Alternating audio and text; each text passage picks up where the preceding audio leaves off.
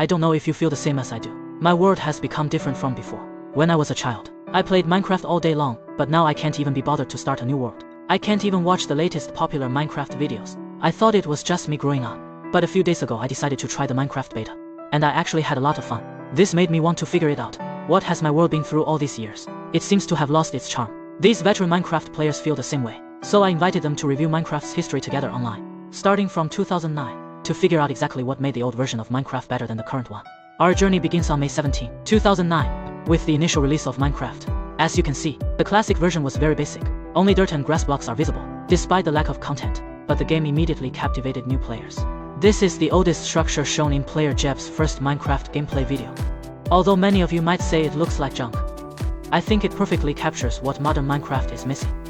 The old version of Minecraft was a model of sandbox games, because it promoted complete creative freedom, while the classic version of the game is the ultimate embodiment of this philosophy. But even the beta version of Minecraft, there is almost no guidance either, nor are there preset objectives. This forces you as a player to play the game in your own way, set your own goals and solve problems in your own manner. Although it is still absolutely a sandbox game, modern Minecraft has a progression page for reference. There are specific steps to complete in order to finish the game, along with millions of tutorials to guide you.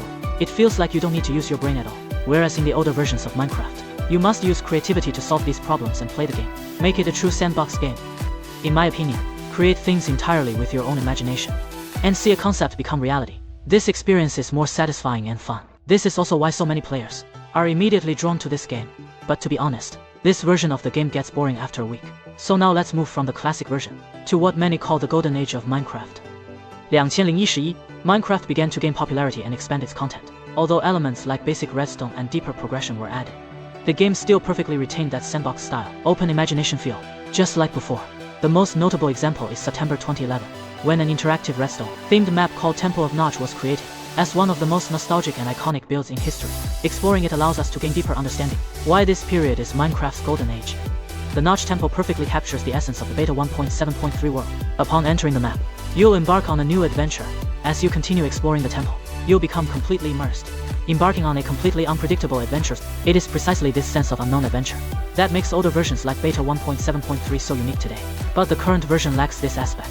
When I played the map mentioned at the beginning of the video, throughout the process, I felt somewhat helpless and uncertain. Nowadays, if I load a completely new Minecraft world, I can even plan out the next 3 years in advance. I would head straight to the village, loot all the treasures, easily obtain some diamonds from the giant cave, spend 20 minutes in the nether, then find the end portal and complete the game effortlessly. Indeed, the current version has almost no uncertainty, thus losing the thrill of adventure. But conversely, these ancient Minecraft test versions are much slower in every way, and more unpredictable. You have to grope your way forward in this infinite and brutal world. There are no villages here. Cave generation is also unpredictable. The environment is darker, more isolated. Finding what you want is never easy. The definition of adventure is an action full of dangers and unknown risks. And the old version of Minecraft is exactly like that, because it possesses these qualities. In the modern version of Minecraft, I know all the dangers I will encounter in the game, and I know exactly how to deal with these dangers. Nothing more than flying, running away or eating an enchanted golden apple, when the game is so easy and predictable. It cannot support other aspects of the game, such as building. If you know exactly what you want to do, and also know exactly what will happen, then how can my world make people feel the thrill of adventure? Therefore, it is obvious, to fully imagine freedom and creativity, coupled with that sense of vast adventure, are two reasons why the old version of Minecraft is clearly superior to the current version. But when we travel back to 2012, we will find an extremely captivating aspect of Minecraft, which seems to have disappeared in today's version. 2011, with the surge in popularity, Skyblock became one of the earliest Minecraft video trends. Although it was created shortly after the release of version 1.0, it is still widely played by players in some form to this day. While this may seem like an insignificant detail, its longevity indicates Skyblock clearly has something special that reflects the charm of the older versions of Minecraft. Even after many years, players still fondly remember it. Skyblock survival is the purest gameplay in Minecraft. When first entering the game, you only have 6 main blocks and items before you, and what players need to do is find ways to survive and progress using only these blocks. This is precisely where its charm lies. The same was true for Minecraft version 1.0 at that time. Look how simple the creative mode menu was compared to now. There was no so-called choice overload bias. That is when you are faced with too many choices. The act of choosing itself becomes less appealing. In contrast, the simplicity of items and functions in the old version of Minecraft and Skyblock mode makes it easy for players to immerse themselves and feel satisfied, especially in terms of building. Due to the functionality of the old version of Minecraft, the simplicity of block selection and decoration, you don't need to understand every strategy and color combination to create something that looks good, because it will blend with its simple world and environment no matter what. Player Deco explained this well in an old Minecraft video.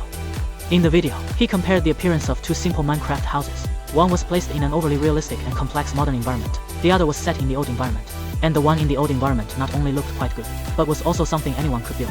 Putting aside the architectural aspects of the game, immersion is the appeal of simplicity. This is also reflected in the gameplay of both old and new Minecraft. In the old version, you were completely immersed, focused on advancing the game progress and surviving through the night. Everything you encounter either helps you or challenges you. Everything has a purpose. There is nothing unnecessary to distract you or break immersion. In contrast, today's game version has millions of different biomes and structures for you to explore. Randomly spawned creatures contribute little to the game. And when the first day ends, you'll feel like you've seen a lot, but at the same time feel like you've made little progress. The distractions you face, the more meaningless and useless stimuli there are, the less immersed you will ultimately feel in the present moment, just like in real life. I believe this is why Skyblock remains so popular to this day. Because everything you obtain is so simple, yet so necessary. This perfectly captures what the older version of Minecraft had, that today's version lacks. Entering 2013 to 2015, Minecraft reached its peak popularity, and this is what I consider the final period of Minecraft's golden age.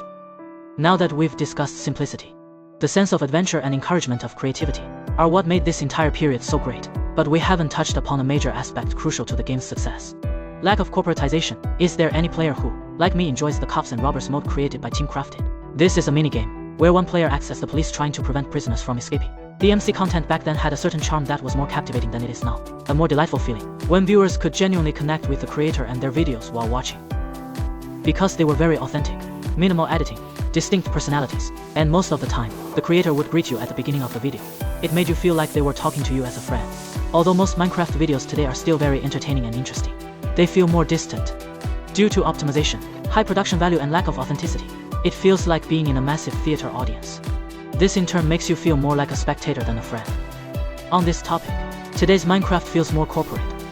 Mojang now belongs to one of the world's highest market capitalization companies. They focus more on expanding the game in all directions, no longer truly listening to the community, but rather trying to please investors. In contrast, when Notch was still running the game, he actively focused on the early versions of the game, making it more fun based on community feedback as much as possible. The entire game felt crafted with passion and care. All of this deepened my connection with the game.